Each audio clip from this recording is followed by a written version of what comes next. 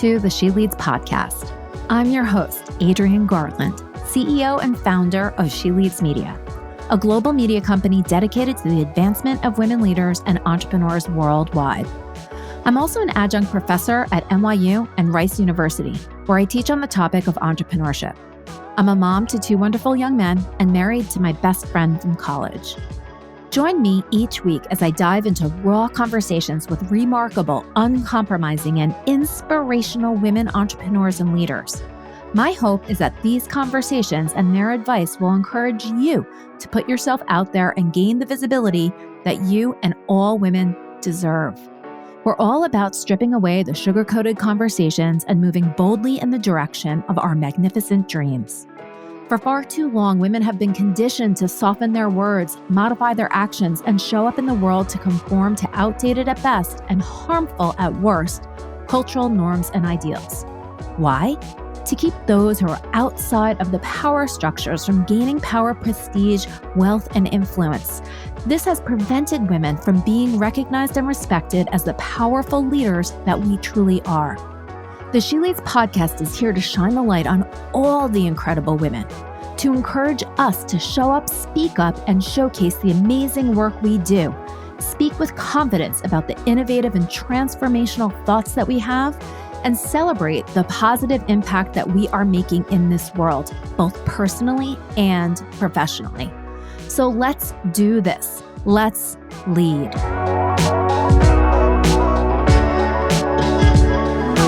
Hi, everybody, and welcome back to the She Leads podcast. This episode is brought to you by the She Leads Podcast Network. It's the podcast network for women, by women. So today, let's welcome Shani Bocian to the podcast. Shani's the visionary founder and CEO of Allermi, a groundbreaking telehealth startup based in San Francisco that aims to improve the lives of chronic and seasonal allergy sufferers with personalized prescription nasal sprays. Founded in 2021, Allermi has quickly garnered attention and funding for its innovative approach to combating allergy symptoms. I cannot wait to speak to you, Shani. Welcome to the She Leads podcast. Thanks so much for having me.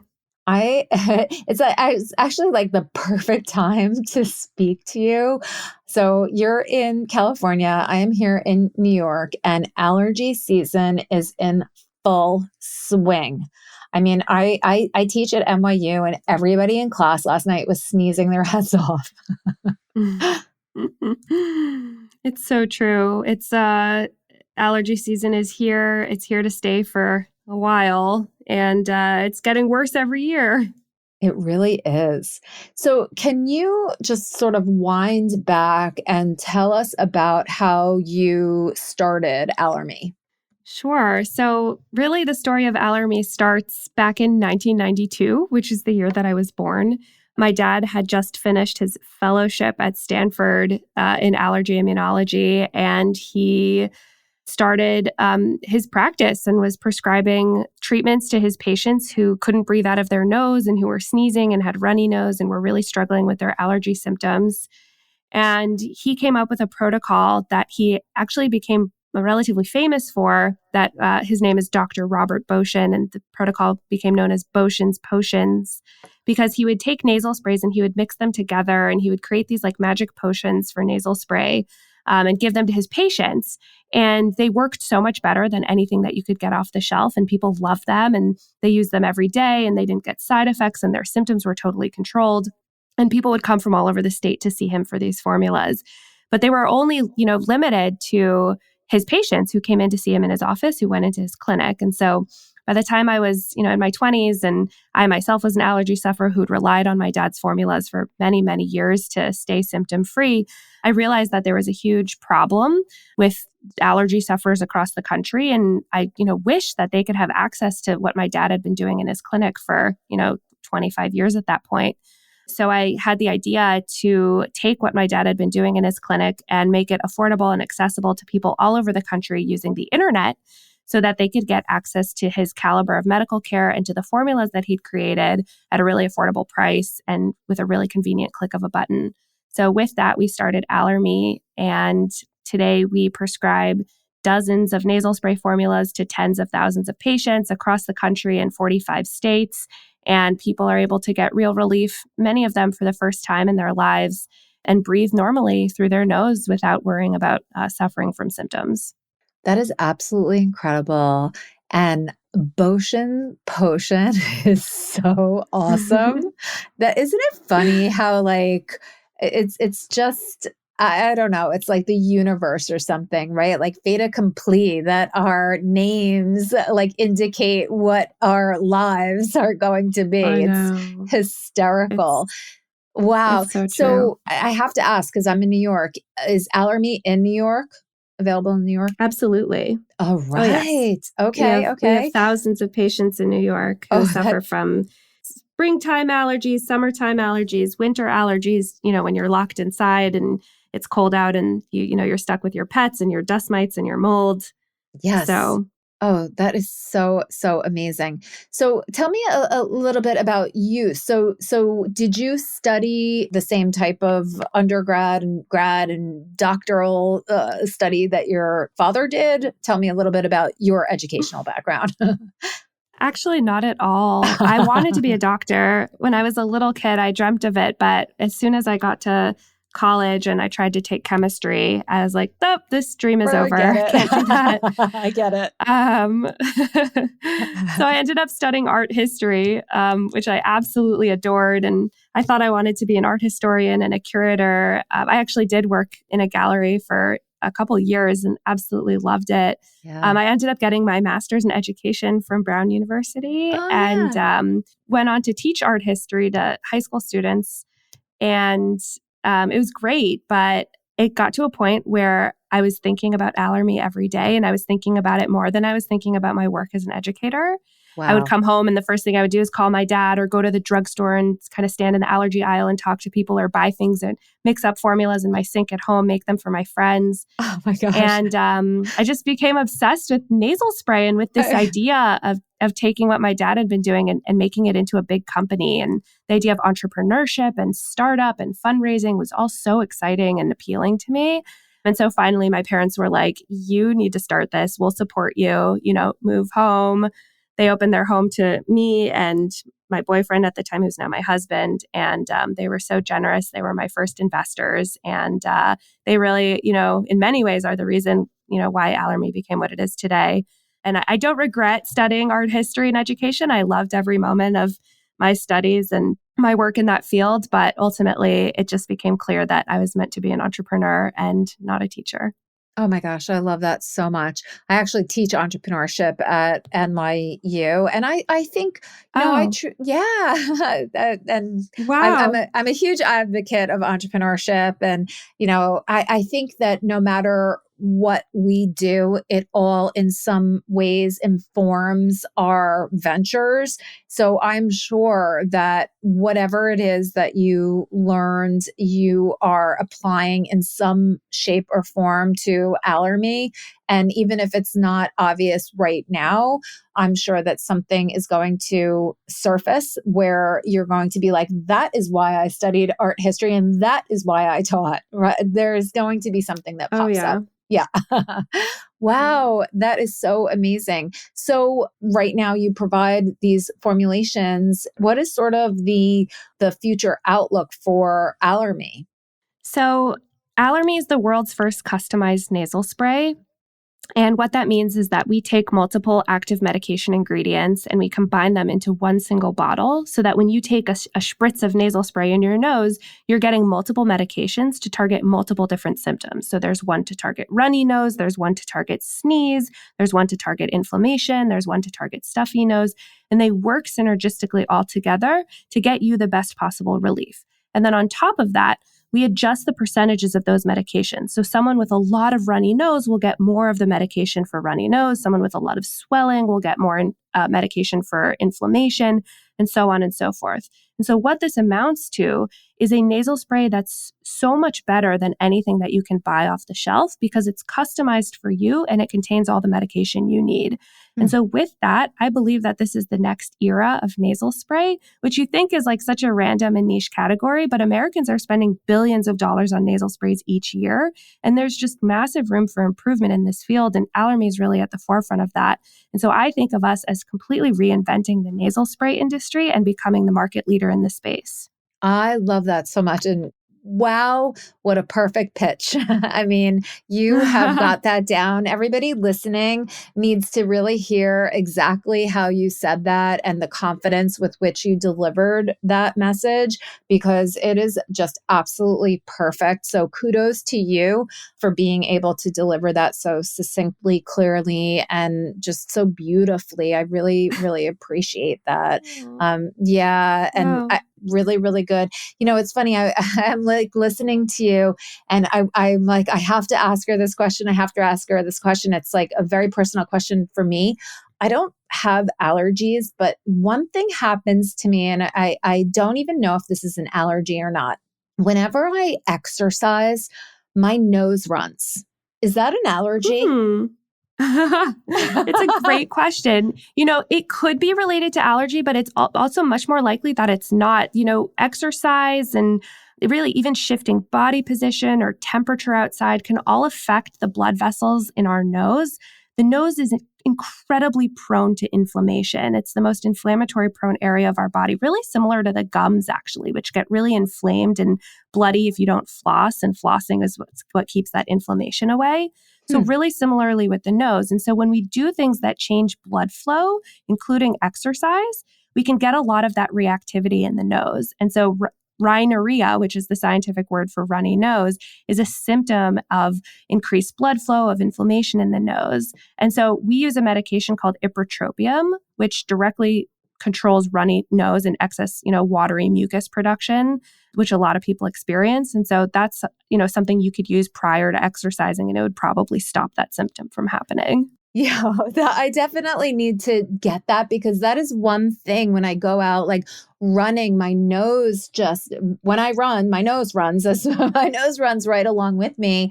And I'm like, this is terrible, because all it is it just feels like water coming out of my nose. Yeah. And I'm constantly like running and just wiping. And if I didn't, it would just be like a stream of water out my nose. And I don't even know what it is. Yeah. So yeah, I'll have to, I wrote that down. So thank you. Thank you for the advice. Yes.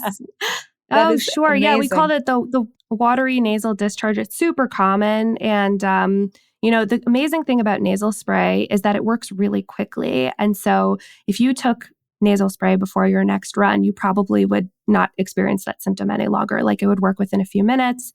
Your nose wouldn't run, and it'd probably be a lot more enjoyable to exercise outdoors. It could also be, I don't know if this happens when you're outdoors in general. Maybe you notice it more when you run, or it's exacerbated by, higher levels of activity. But it could also be that you have allergies, and, when you're outside and you're spending a lot of time outdoors and you're breathing a lot of pollen in really hard because you're exercising hard, you're exacerbating some of that allergy you might have. It's possible.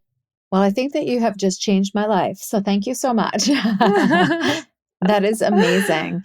Oh my gosh. So I'm just like really excited about your whole company. And I think that one of the trends too that is super exciting in this category that you're in is this whole telehealth industry. It gives people the ability to tap into things that in the past they weren't able to access. So telehealth is revolutionary. We actually have another company that we do some work with. They're called Winona, and they're for women's, just women's symptoms and things like that. And it's very similar where, you're assigned sort of a doctor that talks to you about your symptoms, and then you're issued medication, and they sort of check on you. And I just think that it's so wonderful to be able to access doctors from all over. And I know that there's regulations and things like that. How does that work when it comes to, like you said, you're in 45 states. You don't have many more states to go. But what is that process for getting regulated? I don't know if that's the right word, but getting regulated from state to state. Yeah, so it's a great question. So telemedicine, I think, is one of the most important advances in medicine that we've seen in the last, I don't know, maybe 10 years. And, it's become very commonplace for treating kind of minor conditions where you can, very easily be evaluated by a physician online.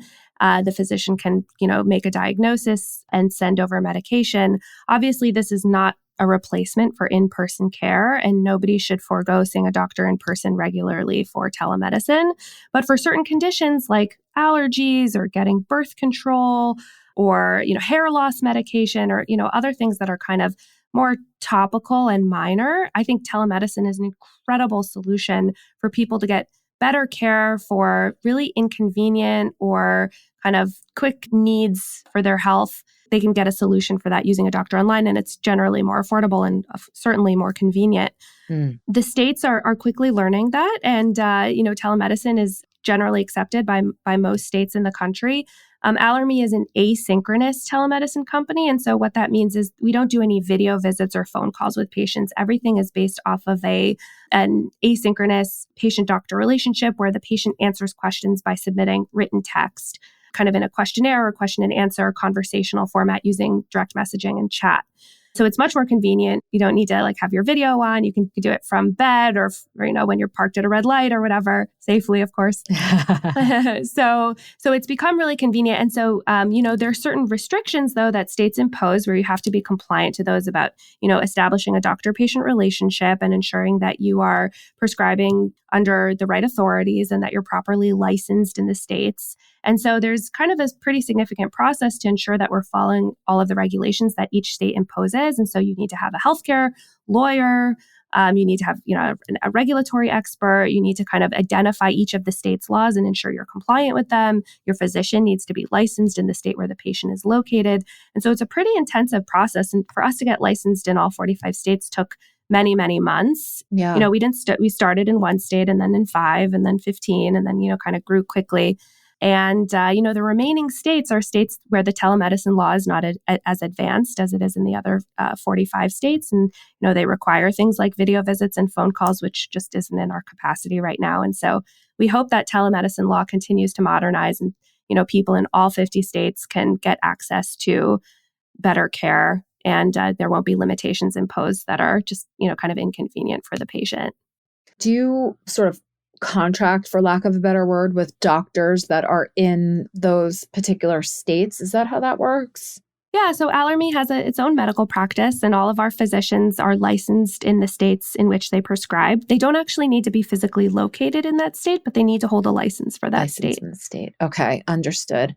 Awesome. Thank you so much for that little education. I was just very curious about how that all worked because I am not in that world at all. And I actually just wanted to shift gears a tiny bit because this is something that is very relevant for our audience when it comes to finances and raising money. So you talked about how, Allermi has garnered attention quickly and funding. So I know that you mentioned that you were able to get funding, friends and family.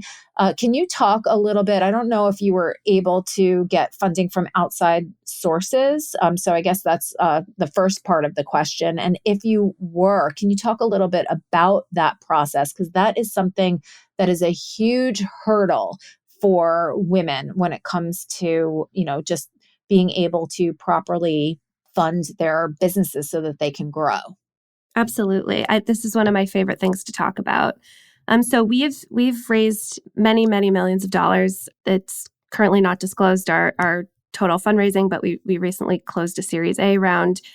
We raised a seed round from both Series A and seed from institutional investors, and then our pre-seed was more of an angel kind of family office round. And before that, friends and family. So we've raised quite a bit of capital, and it's been enabled us to grow the business and scale to the kind of place we are now, and scale a lot further in the coming 18 to 24 months. I think that obviously we know that women raise very little of the venture capital that's raised in total. I think the last statistic I saw was that 2% of total venture capital raised went to women founded companies or all women co-founding teams. We are an all women co-founding team.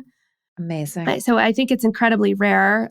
I think women have a tendency to start companies that improve the world or fix a problem that they see in their own personal lives. I get, you meet a lot of women who are consumer founders and or healthcare founders or wellness or beauty. And, they're creating a product or a solution to a problem. And I think, when I hear women speak about their companies, there's almost always like a mission underlying it. I just get the sense that it's more common among women to have like a real mission-driven business. Not to say that men don't, but I think it's more common among women. And so, when you meet with investors, obviously, it's important to emphasize the mission of your company and the problem that it's solving and how incredible the product is. But ultimately, I think it's important to remember that investors are financiers. I mean, they're bankers essentially, and their job is to, and the only way that they can continue providing capital to startups is to return their fund at some significant multiples. And so whenever I speak to women founders, I always try and emphasize that the potential to exit your business at a significant multiple and help an investor return their fund to their limited partners is kind of the focal point of what should be emphasized in your discussion with an investor. So essentially, what's the potential financial outcome of your company, and to speak to investors like what they are, which is financiers and bankers who are investing capital for the sake of a return. And yeah, I think once that I made that transition and kind of shifted my focus to like, oh, people can't breathe out of their nose, we need to help them, to this company is going to be massive and we can exit for like an X multiple on revenue and an X multiple on EBITDA. And these are 3 case studies of similar companies that have exited at this multiple. And I think that shift really kind of helped us be taken more seriously by real institutional investors. And so so to sum up a very long kind of rambly answer, I would say, really try and position the pitch to who you're speaking to, which is an investor, a banker, a financier who needs to return their fund. And I've seen it work for women when they've shifted their focus. And I think that worked really well for us. I love that answer so very much. And the simple way to say it is know your audience, but that is very, very difficult to do when you are so close to your business, because you operate from that mission-driven perspective. Your heart is so in it and you almost can't pull yourself out of it and see it, especially from, it almost sometimes feels like a cold, Yes. money, through a cold money lens. But you are Yes. so spot on that is exactly what these financiers are looking for. So I guess my question is, kudos to you for being able to recognize that. Was that something that you were able to recognize on your own? Was that something that you and your team said, we need to change our approach? Like, how did that whole conversation come about? Like, did you get advice? How did that happen that you made that shift? That's such a good question. I can't pinpoint a specific incident or like learning or lesson that I had where there was like a shift, a paradigm shift. I feel like it was gradual and it actually came from a lot of rejection. I met with, probably dozens of venture capitalists. And of course, rejection is part of this whole process. It's like the college application process. You cast a wide net and you try and speak to everyone relevant. And, there's so many reasons why a venture capitalist would pass on an opportunity. But the feedback that I got from VCs was incredibly helpful. And almost always it was related to metrics or data or performance or, time on the market to prove out certain hypotheses. And so it was all really essentially finance related. There are a few who said, oh, I don't think this is a big enough market, or I don't understand the problem, or it's not the right category for us, or, whatever more general reason. But the real helpful feedback was things like, oh, I'd want to see, 12-month retention closer to 50% instead of 40%. And I'm like, okay, well, why? And then you look at why and it's like, oh, because that, increases our likelihood to exit, or, increases our EBITDA by 15%, whatever. I'm just throwing things out there. But, there's always kind of a monetary or fiduciary reason behind kind of those analyses. And so I think probably a combination of just tons and tons of conversations with investors, a lot of rejection with good critical feedback that helped us improve the business, a lot of self-reflection on my own pitching, and then conversations with more successful founders than myself who were a step or several steps ahead of me, I think was all kind of really informative and helped shape, how we pitched. Oh, I love that so much. I in so many ways, I wish that women could go through that process, not for the rejection, but for the information in order to shift that perspective. Because I really like, and you must be a very, strong person to be able to receive that feedback, and instead of taking it personally, which every, like every human being can do, and saying, "Oh, I understand, but why?" Like there's the growth mindset, which I teach about. There's the growth mindset in the way that you received that feedback. Like, oh, okay. Like, let me figure this out. It's the puzzle, right? Instead of the like, oh, I suck, I'm stupid, I got it wrong. Like, let me go tuck my tail between my legs. And oh yeah, it's such a great example. And I don't mean to be using you as like a poster child for the way to do things the right way, but I almost do want to point back to you for the way that you have pitched your company, talked about it. You have your sound bites. You are very knowledgeable and can speak about your numbers, your business, your why, your mission. And, the fact that you have been successful at raising money, and then the fact that you do have this growth mindset and you were able to shift the way that you were doing things. It's all, these are all the reasons why you were able to be successful, let alone the fact that your product is amazing, right? And solves a true problem, and it has stellar results. I mean, you have to have all of those things in order to be successful, and it has to be the right time too, right? Like, had this happened 20 years ago, I mean, telehealth wasn't even a thing. Right. So that distribution outlet has to be there too. Oh, absolutely. No, I mean, for sure. Thank you for the kind words. I do want to kind of disclose that there was plenty of tail tucking and crying and kind of self-effacement and feelings of horrible rejection. And, it's easy to look back now when I'm out of it and be like, oh, all you have to do is talk about the numbers and take feedback. And, but in the moment, it's incredibly discouraging to be rejected multiple times in a row. I mean, it's horrible, especially when you're an entrepreneur and a founder and your business is your baby. And like you came up with this idea that you think is incredible and you're helping people and you're getting good market feedback and you start to dream about what it could be. And then you have an investor who you just met 10 minutes ago be like, this isn't going to work. Sorry, we're passing. It's like, oh my God, it's incredibly demoralizing. And essentially when an investor passes, they're saying, we don't believe in the potential for this. Obviously there could be other reasons, but ultimately that's what they're saying is maybe this will work, but we don't have enough conviction that you're going to succeed, that we're willing to take the risk on you. And that's a really hurtful and horrible thing to hear. And so you really like the tough skin that you build from hearing that over and over again and just pushing through it and continuing to strive, I think, is the grit that they talk about when they talk about successful founders. But it's certainly not easy. And there were many nights I was like crying like a baby in my mom's arms, being like, I'm a failure. It's, I wish people talked about that more. Yeah. No, it's funny. I mean, like, it's crazy because people don't talk about that part, and I think like, every entrepreneur has been through it. And if they say they haven't, they're lying.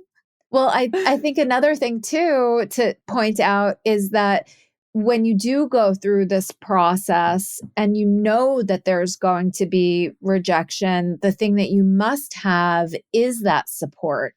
because no matter how tough you think that you are, I think that there are going to be moments that just take you by surprise, and you better have somebody that can, open their arms to you so that you can cry into them. Because if you don't have that and it's just you staring back at yourself in the mirror, sometimes it's difficult to pull yourself up and say, keep 1,000%. going. So you need that support, which is amazing that 1,000%. your mom was there. She's, I'm sure, an amazing person. She is an amazing person, and she's an entrepreneur herself, not in business, but she started multiple schools and her own like practice, her own medical practice. And but so, always surrounded by entrepreneurship, and she's super inspiring. But I agree with you, like surrounding yourself with the right support. It's hard to find, obviously your partner and your parents and your family and, all of that is great. But on top of that, having supportive early investors, advisors, a network of other founders, and just people in the professional field. And I'm part of a Slack group that I really rely on for support.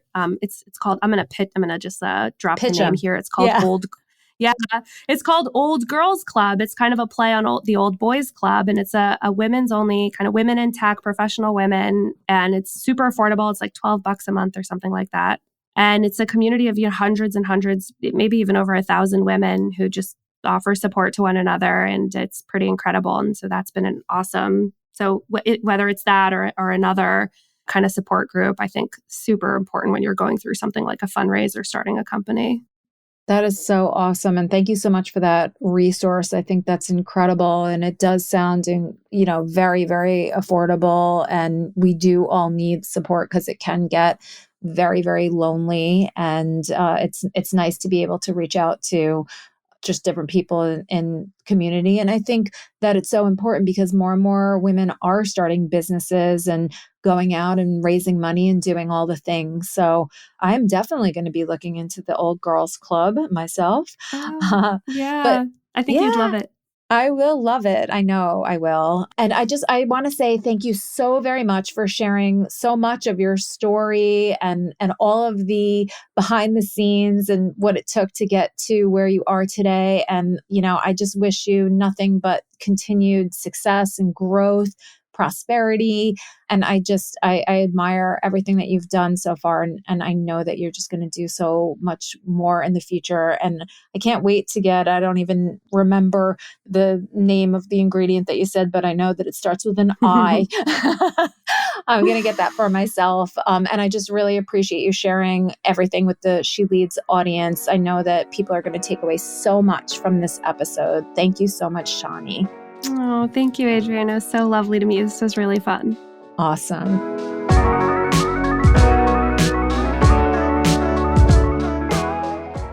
This and all of our episodes are brought to you by the She Leads Podcast Network, the podcast network for women, by women.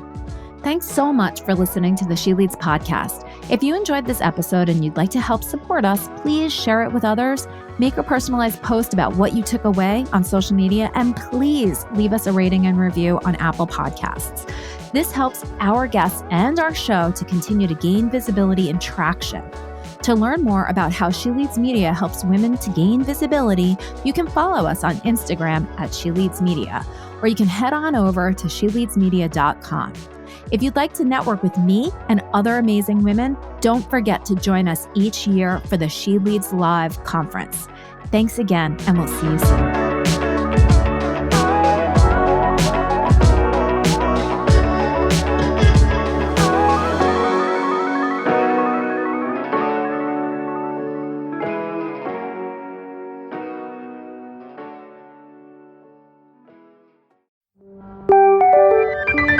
This is the She Leads Podcast Network.